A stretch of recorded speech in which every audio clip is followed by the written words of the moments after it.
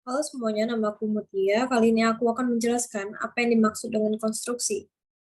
Untuk mengetahui suatu konstruksi, kita harus tahu apa itu beban, alur pembebanan, apa saja yang disebut dengan beban, apa saja yang memberikan beban, kemana beban itu disalurkan. Beban struktural, dasar, sebuah struktur harus mampu menahan sebuah beban yang diberikan pada struktur tersebut secara efisien dan aman. Bahan-bahan yang umumnya digunakan dalam konstruksi ialah beton, baja, dan kayu, yang dibuat menjadi elemen-elemen struktural seperti balok, kolom, lengkungan, dan rangka batang. Beban-beban struktural yang paling mendasar adalah beban gravitasi yang bekerja dalam arah vertikal pada struktur. Pembebanan merupakan faktor penting dalam merancang struktur bangunan. Untuk itu, dalam merancang struktur perlu mengidentifikasikan beban-beban yang bekerja pada sistem struktur. Beban-beban yang bekerja pada suatu struktur ditimbulkan secara langsung oleh gaya-gaya alamiah dan buatan manusia. Beberapa macam beban. Satu, beban mati adalah berat struktur itu sendiri, seperti berat atap, dinding, lantai, balok, kolom, dan lain sebagainya. Kedua, beban hidup adalah beban-beban seperti manusia, perabotan, atau furniture yang dapat dipindah-pindahkan. Ketiga, beban lateral merupakan beban yang ditimbulkan oleh pengaruh luar seperti iklim, cuaca, angin, salju, gempa bumi, dan lain sebagainya. Struktur dan konstruksi, apa bedanya? Struktur merupakan sistem yang menyebabkan berdirinya sebuah bangunan, sedangkan konstruksi merupakan subsistem yang menunjang struktur. Apa saja itu? Satu, pondasi adalah struktur bagian paling bawah dari suatu konstruksi yang berfungsi menyalurkan beban vertikal di atasnya atau kolom maupun beban horizontal ke tanah. Proses pembuatan pondasi ialah galilah tanah kira-kira sedalam 70 cm, kemudian buatlah dinding tanah dalam posisi miring dengan perbandingan 5:1 agar tanah dapat menahan dengan kokoh. Kedua, lapisi bagian dasar galian dengan timbunan pasir sedalam 10 cm. Dalam membuat pondasi, usahakan tingginya mencapai 45 hingga 60 cm.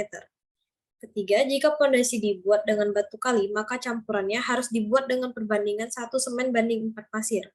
Keempat, bila membuat pondasi menerus, slope harus dibuat setiap 1,5 meter dengan tulang baja berdiameter 12 mm. Yang terakhir, letakkanlah slope atau balok pondasi di atas pondasi agar tumpuannya bebannya lebih merata. Slope harus dibuat dari 1 semen banding 2 pasir banding 3 kerikil dan air setengah volume dari semen. Pondasi merupakan bagian dari satu sistem rekayasa yang meneruskan beban yang ditopang oleh pondasi dan beratnya sendiri ke dalam tanah dan batuan yang terletak di bawahnya. Pembuatan pondasi bangunan harus diperhitungkan dan menjamin kestabilan bangunan terhadap beratnya sendiri, beban-beban berguna, dan gaya-gaya luar, seperti tekanan angin, gempa bumi, dan lain-lain. Serta tidak boleh terjadi penurunan pondasi setempat ataupun penurunan pondasi yang merata lebih dari batas tertentu. Kolom adalah salah satu elemen struktur yang vertikal berfungsi meneruskan beban aksial dan diteruskan ke pondasi. Fungsi kolom adalah sebagai penerus beban seluruh bangunan ke pondasi bila diumpamakan, kolom itu seperti rangka tubuh manusia yang memastikan sebuah bangunan berdiri. Apa saja jenis kolom? Satu, kolom praktis adalah komponen dengan bentuk tiang yang membentuk struktur sebuah bangunan dengan jarak 3 hingga 4 meter antara dinding dimanfaatkan untuk membantu menopang beban bangunan dari kolom utama. Sedangkan kolom utama sendiri merupakan penyangga beban utama dalam struktur bangunan. Sama seperti kolom praktis, kolom utama biasanya diaplikasikan pada jarak 3-4 meter antara balok pembentuk bangunan. Selain itu, fungsi kolom utama juga berfungsi untuk memperkokoh bangunan dari kerusakan atau resiko bangunan runtuh. Apa saja material yang digunakan untuk membuat kolom? Satu, kayu kasau berfungsi sebagai pengikat dan penyangga cetakan kolom atau tiang beton. Dua, paku kasau secukupnya.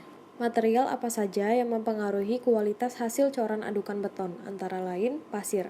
Sebaiknya gunakan pasir kasar karena akan menghasilkan agregat yang mengikat kuat antara campuran adukan dan cepat kering. 2. Batu split. Jika ukuran cetakan beton besar, bisa gunakan ukuran batu split 3/4. Namun jika beton yang dibuat kecil, sebaiknya pilih ukuran batu split yang lebih kecil supaya pada saat proses pengecoran, beton dapat padat dan hasilnya tidak berongga. Proses pembuatan struktur kolom. Satu, memasang beki sting. hingga membungkus besi tulangan. Kedua, melakukan pengecekan posisi bekisting. Pengecekan ini berguna untuk menentukan apakah posisi sudah sesuai dengan ukuran yang direncanakan dan apakah sudah benar-benar tegak. Ketiga, menghitung kebutuhan beton yang diperlukan dalam bangunan bertingkat yang akan dibangun. Keempat, membuat adukan beton. Selain itu, Anda juga dapat memesannya dengan kualitas yang telah diperhitungkan pada proses perencanaan. Sebagai contohnya, apakah akan menggunakan mutu beton K250, K300, K400, dan seterusnya. Kelima, melakukan pekerjaan pengecoran kolom. Penentuan tinggi cor bisa dilakukan dengan pedoman pada ukuran bekisting, atau dapat dengan mengukur sisa cor dari ujung atas bekisting. Keenam, tunggu hingga beton tadi mengeras, kemudian untuk memastikan kekuatan beton dapat dilakukan pengukuran kekuatan beton bertulang. Alat yang digunakan adalah uji NDT yang dapat mengukur kekerasan beton tersebut.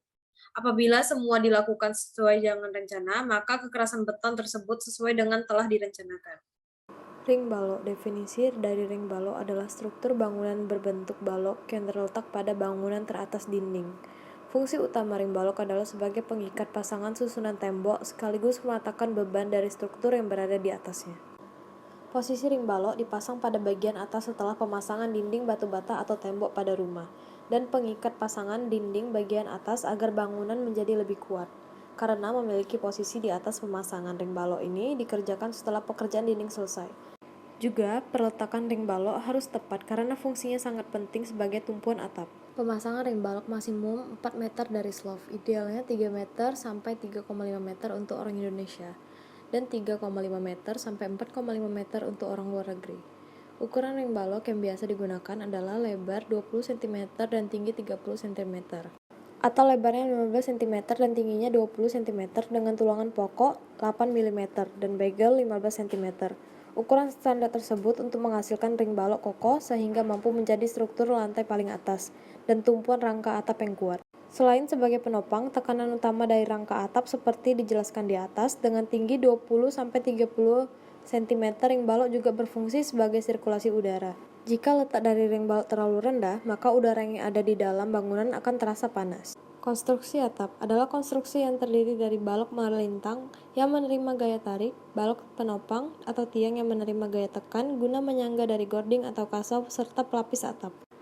Bagian dan bentuk kuda-kuda kayu. Pada bagian-bagian kuda-kuda tersebut memiliki fungsi tersendiri. Berikut 1. Balok tarik. Berfungsi untuk menahan gaya horizontal yang disebabkan oleh gaya yang bekerja pada kaki kuda-kuda. Kaki kuda-kuda sebagai tumpuan balok, gording, dan beban di atasnya. Tiang kuda-kuda untuk menahan lenturan yang terjadi pada balok tarik.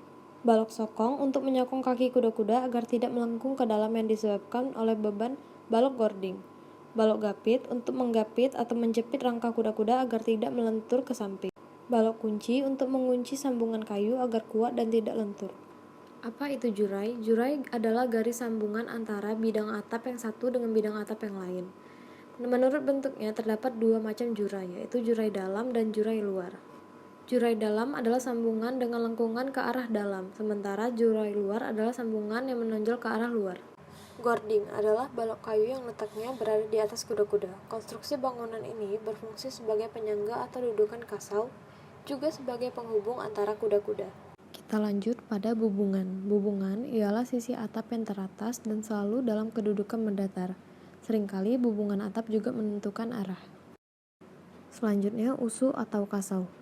Usu atau kasau adalah balok kayu yang melintang di bagian atas gording. Kasau berfungsi untuk membuat teritisan atau atap lebih, dan ukurannya dapat diatur sesuai keinginan. Umumnya, kasau berbentuk balok panjang yang disimpan di balok dinding hingga keluar bagian dinding. Lalu ada reng. Reng adalah bilah kayu atau bambu yang dipasang melintang di atas kasau sebagai sangkutan genteng. Fungsi kayu reng yang paling utama dan banyak digunakan adalah sebagai penopang dari genteng rumah.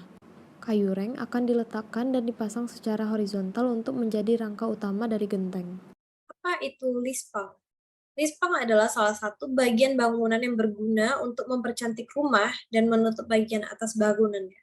Sehingga dengan memakainya akan membuat rumah terlihat lebih rapi saat melihat dari arah bawah. Nah, itu dia penjelasan dari saya tentang konstruksi dan selamat belajar arsitektur. Terima kasih.